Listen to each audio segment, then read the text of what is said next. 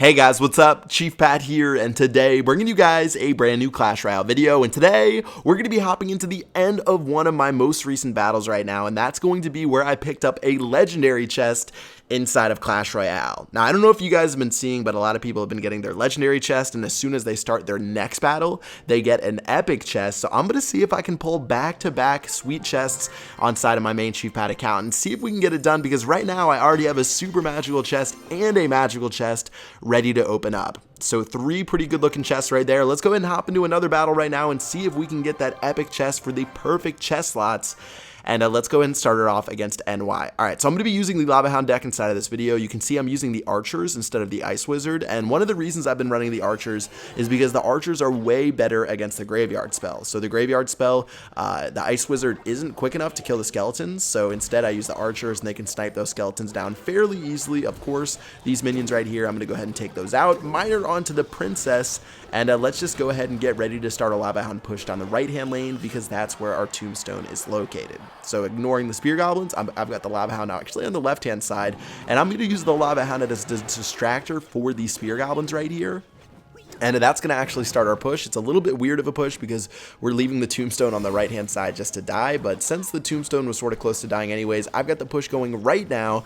And with the Ice Wizard right there, I've got the lightning spell in my hand. Seeing if I can play anything, I'm actually just going to go ahead and hang out and get ready for my minions. And the Lava Hound's going to do work. I've got the Archers helping out against the Hog Rider as well. And with all of these troops on the tower right now, things are looking pretty good. I'm even going to drop my Miner onto the Princess.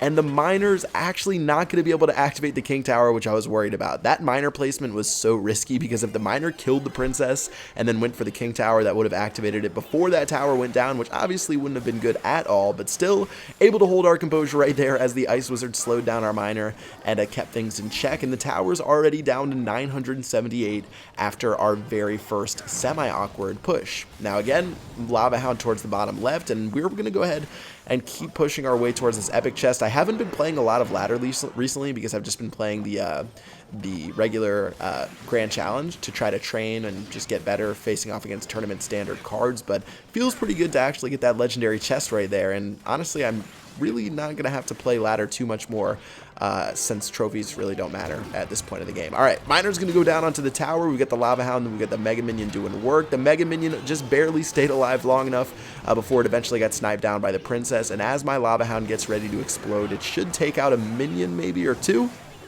And we're just going to go ahead and set up for one final defense. Take a look at the double princesses in the back. Of course, that's going to be juicy enough for me to lightning spell. He's got the Hog Rider running towards the tower.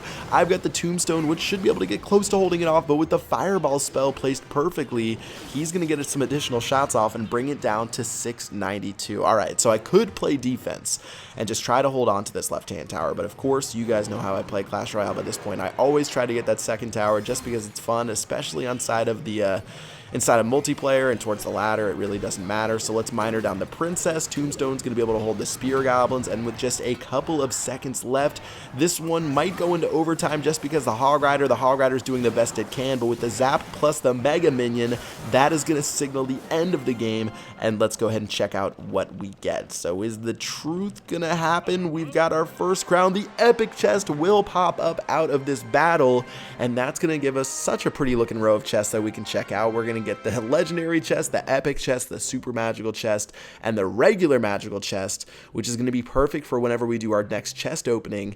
And I guess we can use it for the card that comes after the tornado spell. So we've got the epic chest, we've got the legendary chest, everything is good right now, and I think they come like every 500 battles, so it's going to be a long time before we see another one of these chests again. So I'm going to enjoy them while I can. And also, I've heard that on the second chest cycle for the legendary chest and the epic chest, they don't come at the same time. So this is really the only time we're going to get these crazy back-to-back chests like we just got right here. And this is the first time I've gotten either of them on either of my accounts. So feels pretty good. Check out all 4 lined up right now. We've got the first, the super magical chest. Second up, we've got the epic chest, then the legendary chest, and finally the magical chest for the best 4 possible chests you could have inside of the game, all lined up on the very bottom of our chest slots. Of course, we could go for a 12-win Grand Challenge chest before we open all of them. I'll probably do that and to see if we can do just a giant chest opening inside of one video. For now, let's go ahead and queue up the legendary chest right there, get into a couple more battles using this deck, and it's going to take about a day and a half to get all those prepared, so I'm going to start those off right now,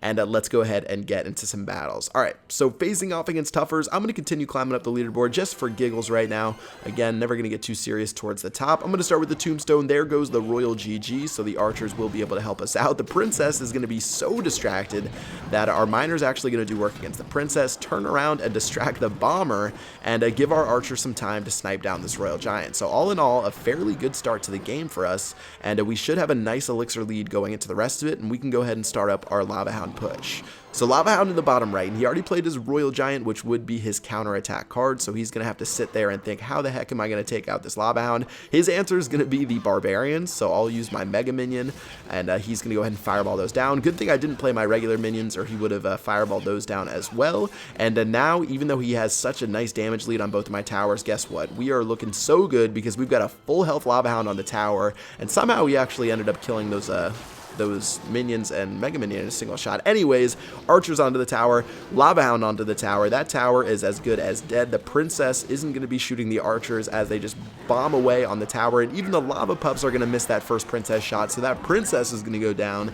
And even though things looked bleak in the beginning, guys, I was telling you, the elixir advantage we were building was just too much for him to deal with, and even with the nice arrows to take out the minions and the Mega Minion, really not too much else he could have done, and that's going to be the first tower of the game. So again, he'll play a Royal GG down this right-hand side. I'll play my minions and my Mega Minion to clean it up. Looks like it should go down fairly easily with the Bomber going down as well, and he's going to throw out a sad face because at this point he knows he is in a lot of trouble. Now, he does have some good spells to deal with my support card. He has the Fireball as well as the arrows. He's going to drop those arrows right there in a pretty interesting spot.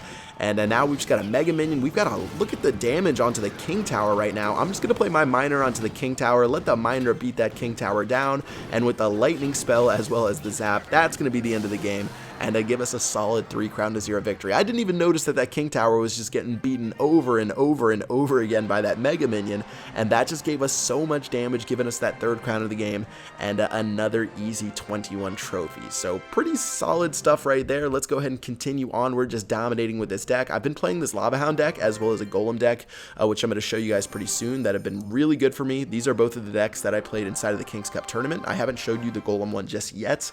It is a slight variation of what I've been playing previously, so I'm going to show you guys that inside of the next video, but these decks have just been absolutely dominating, and let's go ahead and continue on against Gucci Mane and see if we can knock him out. Now, Tombstone's going to go down. He'll play his Princess in the very back.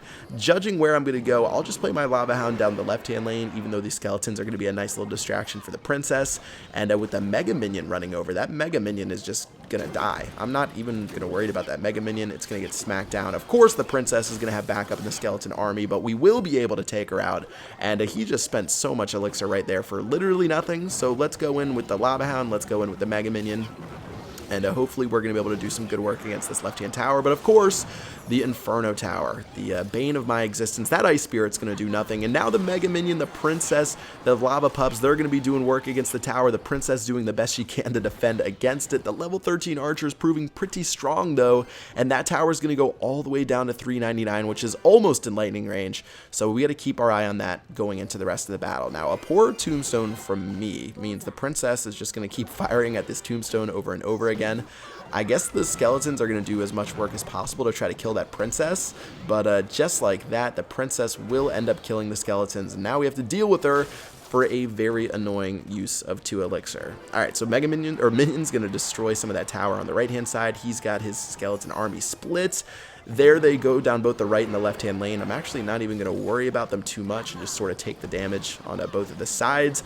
Archers will be able to help take out this Mega Minion, and he's going to go in with the Hog Rider, and the Hog Rider is going to do a little bit of work, but honestly not enough to really have me scared. So my Princess, or my Archer, is going to take care of the Princess. They're going to take care of the Hog Rider, and check out this massive, gargantuan, crazy, all of the above push I have going on down the right-hand lane. I'm even going to zap that Inferno Tower to keep that Mega Minion alive. I've got the minions, the Mega Minions all doing work. The Lava Hound just continually spits like 1 damage per second onto that Crown Tower right there, and that tower is all the way down to the 600s, and with my Miner onto the tower, as well as those Fire Spirits, or Fire Pups, Lava Pups, whatever you want to call them, that's going to be the end of that first tower, and pretty much close in on the end of the game with that Lightning Spell taking that tower out. So things are amazing. Actually, that tower was in Lightning Spell range. I was thinking a tournament standard, and take a look as the tower is going to go all the way down right here. It's at 1600 HP, 1400 HP. I'm going for the 3rd crown, as I want to do, to try to get that crown chest,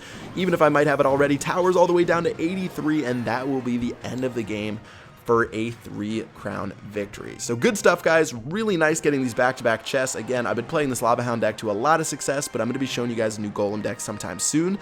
Let me know what you guys want me to do with these chests. Do you want me to do a crazy chest opening? Do you want me to open them one at a time? I'd love to hear what you guys think in the comment section below. But if you guys have not gotten these chests just yet, hang in there. Eventually, they will make their way over to you, just like they did on my main account, and hopefully my second account soon. So that's going to do it for this video. Hope you guys enjoyed. Until next time, I will see you guys later. Peace out.